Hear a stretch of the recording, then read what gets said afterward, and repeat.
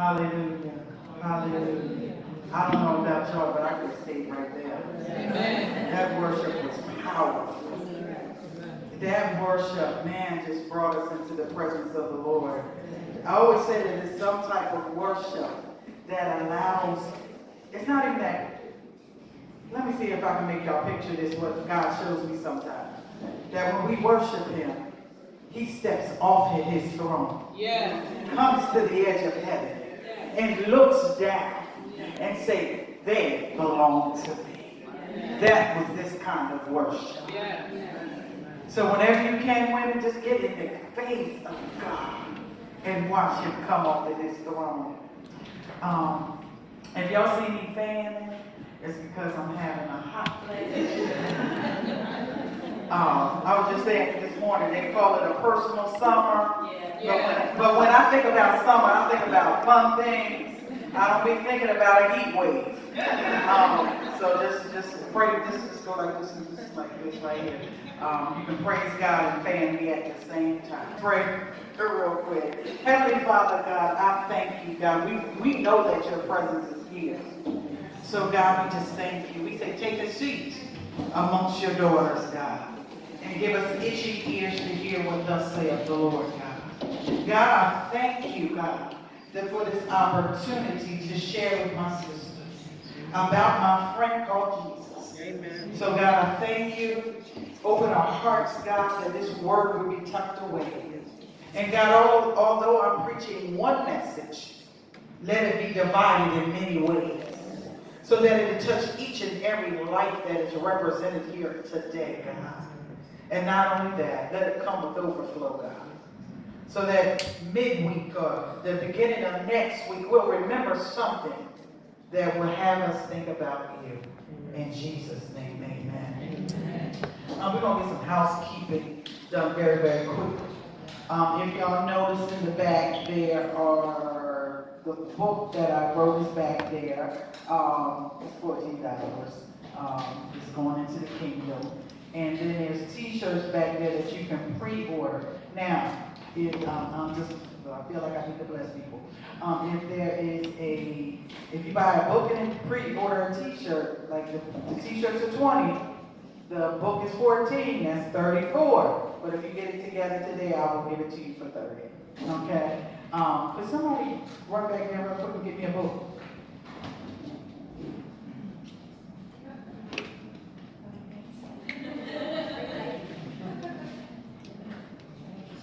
I don't know what's going on. I don't know. See my pictures in here? And that incredible young man right there is the one who did my picture on the book, so I'm excited. He just blesses me. That's my brother Ray. I don't know, the Lord is already speaking to me, and I don't know why I need to do this, but I need to bless you. I need to bless you. Amen. God is already speaking. He's already speaking. So, when I thought about, I prayed, God, what do you want me to share with my sisters? What do you want me to say that's going to make a difference in their life? Because there's a lot of people who talk, but they don't make a difference. And I wanted to make a difference, and God has given me such a hunger, such a passion for my sisters. Amen. See, I want to see my sisters. I want to see you walking in your calling. I want to see you fulfilling destiny and purpose. I want to see you being the head and not the tail. I want to see you living a life abundantly. I want to see all of that for all of my sisters. Amen. Somebody asked, we were talking about the other day about jealousy. And I could finally say I'm at a point in my life I'm not jealous about anybody. Because what God has for me, He has for me. So I no longer have to compare my sisters to my sisters, but I embrace every one of my sisters. And I love all of you. But He had me go back to the beginning in the garden, right? And I'm looking like, God, there's something that happened to us in the garden that we often overlook. Like, we don't really see it, but when God brought to me, I was like, ooh, God, thank you. So if you go back to Genesis, right? In the beginning, God created the earth and he put everything into place. Then he created man because he needed somebody to work the land, right? And then, and to name the animals, I always say that he gave Adam some authority, right? He gave him a position and he gave him purpose, right? So he's tending to the animals, he's keeping the ground, and he's doing all of that. And then God saw Adam and said, Adam needs somebody. So even in his perfect design, God realized man was missing something. Isn't that awesome? And then he created this woman, Eve. He put the man to sleep, took out a rib. Yes, that was the first rib delivery service. I just want y'all to know. And he formed a woman. And he brought her to Adam, and Adam was excited. Bone of my bone, flesh of my flesh. But he also gave Eve a responsibility, right? He gave Eve, how do I say this? He made her a helpmate, like to meet the man's needs, right? Some Bibles say a comparable helper. But when I went back to my Hebrew, right, it says the word is azar, meaning to surround, protect, aid, and help. But that surround thing, women, when we're not doing what we're supposed to do, we leave this world unprotected. Yes. Amen. We have the ability to surround. And anybody know anything about war? The one who wins is the one who surrounds. So that's what God has given to us.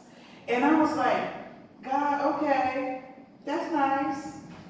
I'm a fighter now. I can surround. I'm supposed to be helping people, help them fulfill their purpose and destiny. Forget what that means. And then what happened was Satan came in the form of the serpent. And the Bible says that he was more cunning, right, than any other beast of the field which the Lord God had made. So I said, God, why did he go after the authority? Why did he go after Adam? Adam spent more time with God. God spoke to Adam. God gave him instructions. So God, why did Satan go after Eve? Right? Make you think, right? Why go after her? She really, she was, she's there to help Adam, but Adam had all the authority. He was tending the ground, naming the animal, walked with God. God breathed into him, and God showed me something. Sometimes, do you know this? The devil knows, trust God more than we do. We do. He believes God more than we do. And the devil saw something in Eve that we don't see in ourselves sometimes. And that's the power she possesses. And the power that Eve possesses is influence. All of us have it here. We have influence. And the reason that he went after Eve and not Adam is because the person who has influence has the ability to change the one who has authority. Didn't know y'all were that powerful, did you? That we have that ability to change the whole outcome of something on the influence that we give to other people. He wanted to discredit her influence because he understood that influence has the ability to change the direction or the outcome of somebody with authority. Now this is what it said in the Amplified Bible. It said it's not good or beneficial for the man to be alone. I will make him a helper, one who balances him, a counterpart who is suitable and complementary for him. We complement this earth with. Yes, we do. We make it better. I don't care what nobody says, we make it better. Yes, we do. And the problem is, as he tried to discredit her influence, he's doing the same thing today. Yes, he is. When the fall happened, the man blamed the woman, the woman blamed the serpent, And God had to step in, because how many times, you know, we still playing that blame game. Yeah. Right? We still playing that blame game. Satan, God said he's going to put this hatred between us, this animosity. And guess what? It's still there. Amen. Because if you look at the world today, sex trafficking against women, domestic violence against women, even the way we get paid less than a man for doing the same job. They're trying to discredit us. There are so many things. I was watching a documentary. It's something called FGM, female genital mutilation. They are trying to destroy us because the devil knows the power that we possess. Amen. So, and something I've learned, like when you lose your influence, you also lose your identity. And the reason that you lose your identity, just imagine this, I was thinking of a good example, so I thought about my teachers in the room, Mr. Cole. And like if a teacher doesn't take control of her class, if she doesn't influence her class, they no longer look at her as a teacher. That's us in the world. The world's looking at us, but they're not looking at the woman that God created, the one with influence, the one who can make a difference, the one who surrounds. They're not looking at us like that no more. And what I realize is that until we become different, they won't see us different. And if they don't see us different, they won't treat us different. Amen. Satan wants to distract, disrupt, and destroy.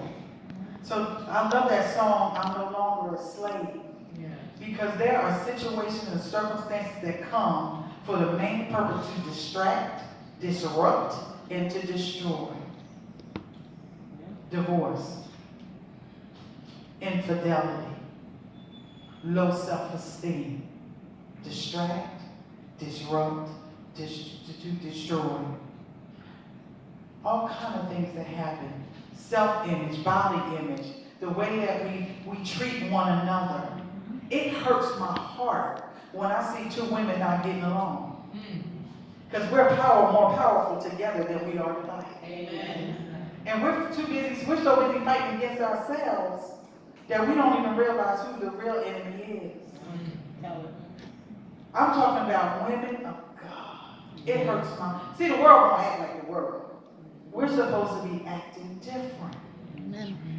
And when we sit up here and we talk like Mary and Martha, I got a problem with Martha. Because if you read that, Mary was helping Martha. She was. She did her part. She helped. She cut up the collard greens. She stirred up the cheese, put the macaroni in the sheet. She folded the napkins because she knew they was coming. She did all of that. But then she said, Jesus, I just want to be in His presence. But Martha and a lot of us as women, we said, we go by what we do. That's how we identify ourselves. That's what our self-esteem is in. It's in what we do. So now she's mad at Martha because how many of you know somebody who's ever gotten mad at somebody because you are not like them? Oh, they don't act like me. Embrace the difference. Everybody ain't got to be the same. Be honest with you, that'll be a boring world. Yes, it is. Embrace your different. God called us royalty. He called us peculiar. Yes. And if y'all haven't known, I'm just as peculiar as I want to be. But I'm okay with that. Amen. And the reason that He wants to disrupt, distract, and destroy is simply because this. When I said God, Satan knows God. Remember, he spent time in heaven with Him. He knows what God is capable of doing. He knows the power of God. And the reason that He wants to add these disruptions, and destroy us is because He wants to get to us before we have a time such as this. Because everybody is going to have that. Because at that point, that's when you realize that you can change the world. Look at, and remember I said everybody has influence? Good, bad, everybody has it. devil didn't take it away, he just distorted it. And there's two types of influence you can have. I'm about to get real deep. Get your Bible scholars out, right? Y'all ready for this? Two types of influence. Good and bad. That's the only kind of influence we have. It's either good or it's bad. You can be good like Esther, who restored a nation by standing in the gap. You know, for such a time as this. You don't know what God is preparing you for. And I'm going to tell you something, God don't waste one moment of your life. He will use it all for such a time as this. And don't get worried, ladies, because Esther was hidden. And sometimes God got to hide us. He has to prepare us. He has to, get us to where we need to be so that we'll be ready when the time comes, when that opportunity comes. So don't get afraid. Don't get frustrated and say, well, I don't know, God can't use me. I don't know. Nobody see me. I'm a good singer. I'm a good singer. They should be using me. But it may not be your time. Amen. The people, I always say God has to get us prepared, but he also has to get the people prepared to hear us. Amen. But then you can be bad influence, when you get deep, bad influence. You can be like Jezebel, who killed the prophets of the Lord. Watch what we speak. Amen. Sometimes we do more damage by the things we speak. And I'm going to tell you something. I looked at a lot of documentaries, and they said the female or girl gangs are worse than boys. Yes. Because we hold grudges. Yes. We are ruthless. We are cutthroat when we need to be. Now, just mind if we took all that energy, we flipped it, and we gave it to God, and let God, and we be like going after the devil, you can't get my sister. No, you can't get my husband, you can't get my pastor, you can't get my brother, you can't get my children. Matter of fact, everybody in the neighborhood won't be saved. Amen. If we turn it around. Another good influence is Ruth. Ruth and Naomi, who followed the influence. See, because we have the ability to influence one another. We don't realize it. When the Bible tells us the older to teach the younger. How many of y'all got somebody young up under you? Okay. How many of y'all got somebody younger up in you? Because a lot of times we be like, they don't want to listen. They got too much attitude. I don't want to talk to them. You just might be the person they need. Amen. You just might be that. And because she followed Naomi's influence, right? She got her Boaz. All the single women say, drop some Boaz. And Boaz found and she became Boaz's good thing. Because she was able to follow the influence. Married women, help us single folk. Amen. Help us. Amen. I don't know. I don't always have to swipe left, swipe right, and all of this. Tell me what I need to do to get a Boaz. Amen. You know what I mean? So do that. When you see single women, like, she got to figure it out on her own. Ask if she know how to cook. Maybe she don't like to cook. Well, tell her where the best restaurants are. Teach her how to cook. I'm laughing because I come from a line of chefs, and everybody can cook. My mother and everybody can cook. That gift,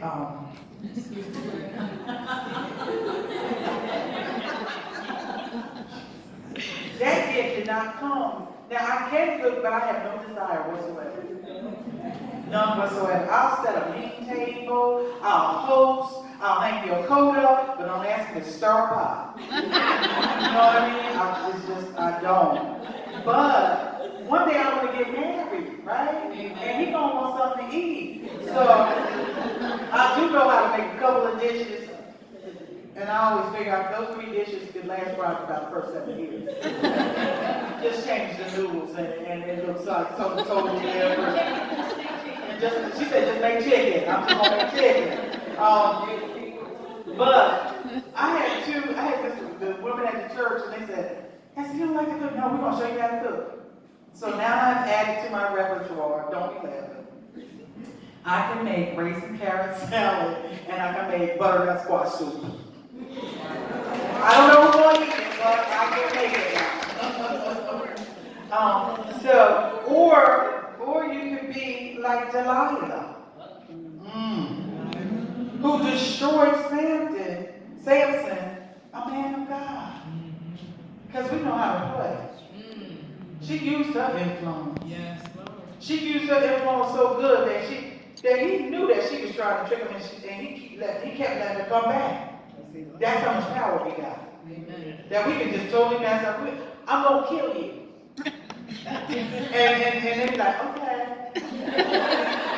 Come on back. Got a sandwich? Come on back. You know what I mean? That's how much power we have. And then, like I said, we have this incredible power with each other. If you look at King Herod, he did some tricey stuff. He married his brother's wife, Philip's wife, Herodias. John the Baptist said, that's not cool. You can't do that. So she was mad because, you know, remember I said we get attitudes. Who's she going to tell me who I love? And I don't love him no more. So what on with his brother? I don't care. We can go on Jerry Springer. I don't even care. But that's my man now. You know how we did? When somebody trying to tell you what's better for you and be like, I don't want to hear it. I'm invested. We together. I love him. So what she did was took her daughter and said, dance before them. Dance before them. And she danced so well, I don't know what kind of dance she did. I don't even want to know. I don't want to. Whatever it was. The king said, I'm going to give you up to half. That wasn't even his wife. That was his stepdaughter. I'm going to give you half up to the kingdom. And here go her mom. Ask for John the Baptist's head on the platter. That's how much power we have. And we have to be very, very careful. Now, I want to share something with you. And the reason that this blessed me so much and that God gave me back my influence. Or he just reminded me because it was always there. And remember I said that the devil wants to get to you before you have such a time as this. Because he knows when you get there, you're going to be a powerful, powerful person. Amen. At the age of 6, I was carefree, loving little, I was like any other little girl. I chased butterflies and rainbows. I believed I could do anything in the world. I was excited to grow up in the church. Mother bought me this beautiful red dress. It had pleats in it and it twirled when I went around. Went to church that day feeling special, feeling loved, feeling like I had worth and value. And after church, I went home. Someone followed me. It happened to be a family member who was a preacher and decided that that was the day that he was going to molest me at the age of 6. Now, remember they said the devil is cunning. If it was just anybody else, it would have been bad. But it was a man of God who represented God, so it wasn't just him. My hatred was not for him, but it was for him, but as well as God. Because I went to church, I raised my hand. Come into my life, God, at the age of 6. Oh, you really don't love me, do you, God? And now, and 1 week later, after that had happened, and my family saw the results of what he had done, but no one ever spoke a word. They saw the bruises. They saw the tears. They chased him away, said never come back, and that's what he did. Never came back. But I was still left, broken, bruised, confused, didn't know what was going on. 1 week, exactly 1 week later, my mother and father, they were never married. Matter of fact, he lived around the corner. I could look out my kitchen window and see his house. My mother says, doesn't make sense that I'm raising you by myself. I need a break. Go see your father. At the age of 6 to the age of 11, my father sexually abused me several times a week.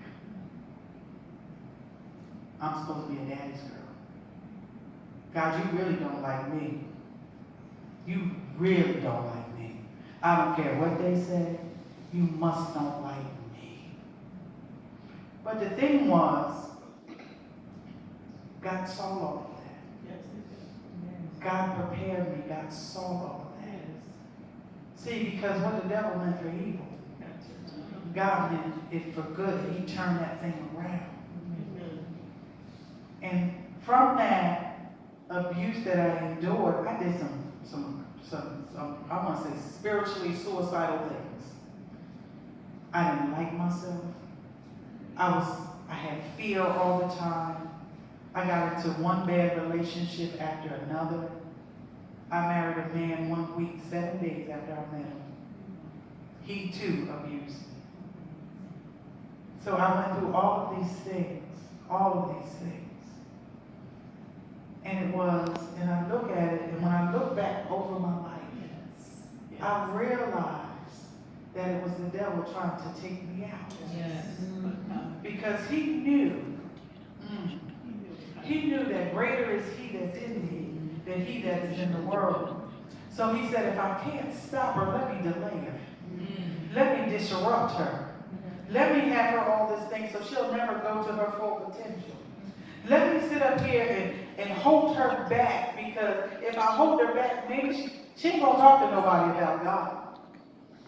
And it was for a long time. I was like, yeah, you can get saved. But I never accepted God as my father. Because the only person I had to look at a father, because a father in a daughter's life or in a child's life is the worst representation of God. So if that's how that earthly father was going to treat me, I couldn't trust my heavenly father. Sometimes we go through things and we tuck them away. I always say tuck them away in our heart. We need strainers for heart sometimes, because some of that stuff we need to do just go shoo and fly through. But no, we keep it as like a vault or a pocketbook. I always say we got a heart like a pocketbook. We just stuffing everything in there. Well, it's time to clean out your pocketbook. Amen. Amen. What you went through, God knew about it. And it's not that God didn't love you.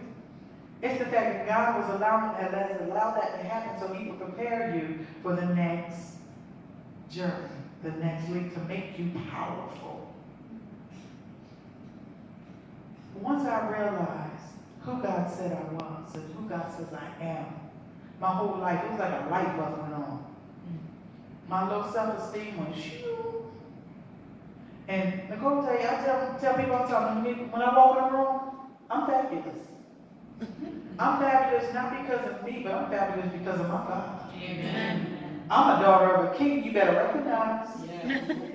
And I don't let everybody just say anything about me. No, you don't know who I am. And my testimony makes me stronger. You know, it says by the blood of the Lamb and our testimony, we are overcomers. So every time I share my testimony, I'm overcoming. And it didn't start on a platform like this. It started with one person. Let me tell you what's going on there. This is how I feel. And when I found that there was more people who went through it, because that's the devil wants to isolate us. So we don't want to feel like we're going through this. We wanted to feel I was suicidal. Saved, sanctified, and Holy Ghost still. I was battling depression. Saved, sanctified, and Holy Ghost still. I was dealing with anxiety. Saved, sanctified, and Holy Ghost. Come on now. Living that double thing, because in church it was hallelujah, thank you, Jesus, I'm blessed and highly favored. But when I got alone by myself, it was like, oh my God, I can't do this. Yes. I feel alone. I feel hurt. No more. Amen. Today could be your no more. Amen. Yes. Do I still fight? Yes, I do fight. But I realize I have influence. Amen.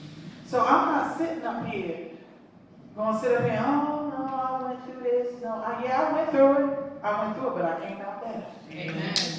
I came out better. I also, and it just amazes me because sometimes we think that people don't look like us, don't come from where we come from, that they don't go through what we went through. And I remember after I wrote the book, I was at a conference in Ocean City, and I'm preaching, and I'm gonna tell you how God works, right? Because I was still kind of keeping stuff to myself. Guess what the topic was? I had to talk about sex trafficking. I'm like, okay, for real? Girl, God, you got jokes. I really got to talk about this. He was like, yeah. And in the middle of me preaching, he says, tell your testimony.